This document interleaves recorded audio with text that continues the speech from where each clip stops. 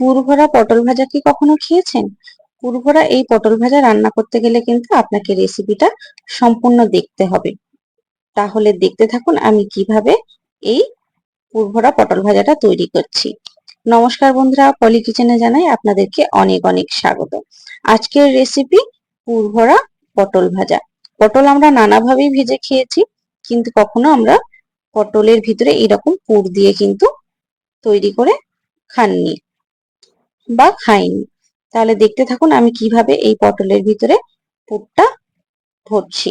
এখানে তার জন্য কয়েকটা আমি পটল নিয়েছি, আর পটলের ভিতরে দেখুন দানাগুলো সব বের করে নিয়ে এইরকম একটু চেঁচে নিয়েছি। আর এর বাইরের খোসাটা কিন্তু আমি শুধু জাস্ট একটু চেঁচে দিয়েছি। এবারে এখানে আমি দানাগুলো একটা বাটিতে নিয়ে নিয়েছি। এবার এটা আমি বেটে নেব, আর এর সাথে আমি মিশিয়ে দেব একটা নারকেল কোড়া। আমি একটা ছোট সাইজের নারকেল নিয়েছি, নারকেলটাকে ভালোভাবে কুড়ে নিয়েছি। আপনারা চাইলে মিক্সিতে কিংবা শিলে যেখানে হোক বেটে নিতে পারেন। তার জন্য এখানে নারকেল, শস্য, 4টে কাঁচা লঙ্কা আর পটলের দানাগুলোকে আমি নিয়ে নিয়েছি। এটা শিলে সুন্দরভাবে পেস্ট তৈরি করে নেবো। আর পেস্টটা তৈরি করার সময় অবশ্যই এরকম ওপর থেকে একটু লবণ দিয়ে দেবেন। এখানে আমি বেটে নিয়েছি। বেটে নেওয়ার পরে সামান্য কয়েক দানা চিনি দিয়েছি, দিয়ে দিলাম হলুদ গুঁড়ো, লঙ্কা গুঁড়ো। দেওয়ার পরে হাত দিয়ে এটাকে আমি ভালোভাবে মিশিয়ে নেবো। আপনারা চাইলে পটলটা কিন্তু 2 মিনিট গরম জলের ভিতরে ফেলে রাখতে পারেন, তাহলে কিন্তু এটা বেরিয়ে যাওয়া বা ফেটে যাওয়ার সম্ভাবনাটা কম থাকে। আমি এখানে হালকা একটু গরম জলে দিয়ে দিয়েছিলাম, তারপর গরম জল থেকে তুলে নিয়ে এইরকম পুরটা নিয়ে পটলের ভিতরে আমি এটা পুরটা ভরে দেব। এখানে সমস্ত পটলের ভিতরে আমি পুরটা ভরে দিয়েছি। আর 2 চামচ আমি বেসন নিয়েছি, বেসনটা বেশ গাঢ় করে আমি এখানে গুলে নিয়েছি। আর বেসনে আমি দিয়ে দিয়েছি সামান্য পরিমাণে লবণ, লঙ্কা গুঁড়ো আর হলুদ গুঁড়ো। এবারে চামচের সাহায্যে আমি একটু করে বেসনের ব্যাটারটা নিব, আর এই যে পুর ভরেছি পটলের ভিতরে,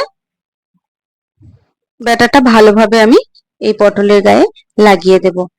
একে একে আমি সমস্ত পটলের উপরে কিন্তু চামচের সাহায্যে বেসনের ব্যাটারটা নিয়ে লাগিয়ে দিচ্ছি। বেসনের ব্যাটারটা দিলে কিন্তু এটা বেরিয়ে যাওয়ার সম্ভাবনাটা কম থাকে।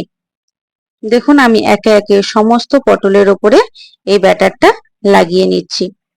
আর দেখুন এইভাবেই কিন্তু লাগাবেন। এইভাবে যদি পটল একবার রান্না করে খান, তাহলে কিন্তু নর্মাল যেভাবে আমরা পটল কেটে ভাজি সেটা কিন্তু আর একদমই খেতে ইচ্ছে হবে না। এর টেস্ট কিন্তু অসাধারণ হয়।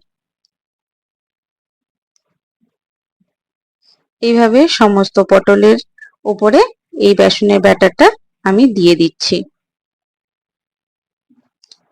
অবশ্যই বাড়িতে এইরকম ভাবে একবার পটলটা ভেজে দেখবেন, দেখবেন বন্ধুরা খেতে কিন্তু দুর্দান্ত হয়।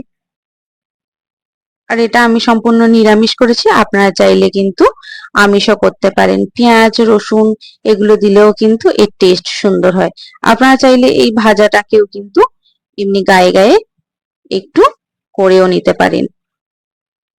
তারপরে এখানে আমি একটা কড়াই গরম করে নিয়েছি গ্যাসে বসিয়ে, তারপরে আমি দিয়ে দিলাম খানিকটা পরিমাণে তেল। তেলটা গরম হয়ে যাওয়া অবধি একটু অপেক্ষা করব। আর অবশ্যই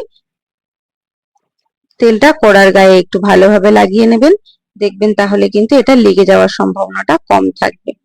আর কখনোই কিন্তু এটা উল্টে দেবেন না, এইরকম সোজাভাবেই বসিয়ে দেবেন। সোজাভাবে বসিয়ে দিলে কিন্তু এটা তলাটা হবে।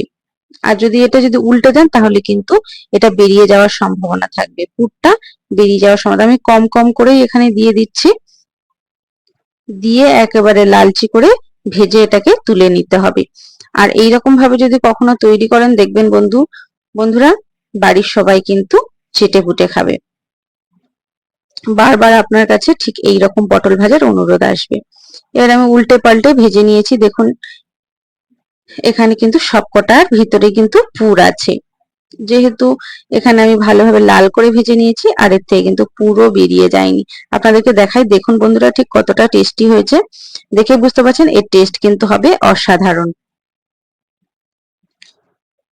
উল্টে পাল্টে ভালোভাবে লাল করে ভেজে নিতে হবে। ভেজে নেওয়ার পরে বাদবাকি যে কটা আছে ঠিক একইভাবে আমি ভেজে নেব। দেখুন একটুও কিন্তু পুরটা বেরিয়ে যায়নি। আর এরকম ভাবে করবেন, দেখবেন একদম কিন্তু পুর বেরোবে না।